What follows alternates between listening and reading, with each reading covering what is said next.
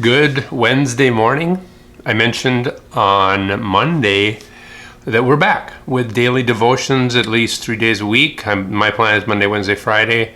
They will be the non-gospel scriptures assigned for the upcoming Sunday, unless something else comes up that seems more pertinent.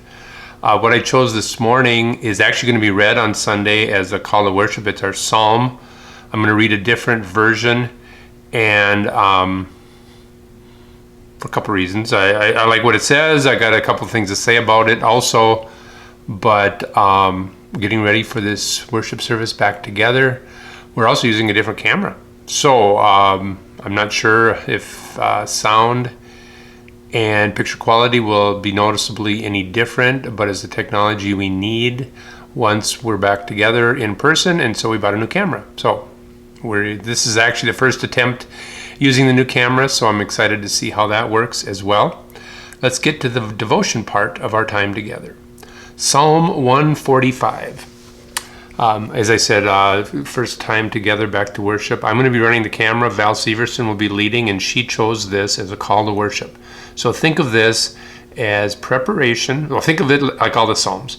A conversation between yourself and God that someone else happened to write for you many years ago. But think of it in that sense as a conversation preparing your heart for worship. 145, 1 through 8. I will extol you, my God and King, and bless your name forever and ever. Every day I will bless you and praise your name forever and ever. Great is the Lord and greatly to be praised. His greatness is unsearchable. One generation shall laud your works to another, and shall declare your mighty acts. On the glorious splendor of your majesty, and on your wondrous works I will meditate. The might of your awesome deeds shall be proclaimed, and I will declare your greatness. They shall celebrate the fame of your abundant goodness, and shall sing aloud of your righteousness. The Lord is gracious and merciful, slow to anger, and abounding in steadfast love. That last line you probably recognize. That last line, despite the theology in it, the awesome theology that's used as part of liturgies in many different services. So that's not surprising that you recognize it. Perhaps you didn't recognize it. I said that yesterday. I read it from a different version, so it didn't have exactly those wordings. But the version I read is called The Message, and it's a little bit more modern version. But that line was in it, in a very unique and different place than that.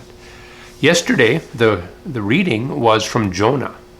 Jonah's story, briefly, to connect this line. Jonah is called by God to be a prophet, and he doesn't want to. He's called to do a task that he doesn't want to. He does it begrudgingly. It works great because of God's powers behind it. And then when he finds out the results that it worked great, he's angry. Jonah is angry. And so he says kind of sarcastically, I know, God, that you're gracious and merciful, slow to anger, and abounding in steadfast love. He kind of says it in a pout, that he knew those wonderful things about God, and he knew that that would cause what he didn't want to happen to happen. Go ahead, go back and listen to Monday's. You'll hear it at the very end of the scripture. It's right in the middle. But you'll hear it, and we can kind of have a little laugh over different use of identifiable scripture. As I said, it's part of Sunday's worship. You heard it as a preview from the version you will hear on Sunday. Hope everybody comes online if you're feeling healthy for it. Zion, 8:30. Kind of exciting week for that to be on the horizon. God bless.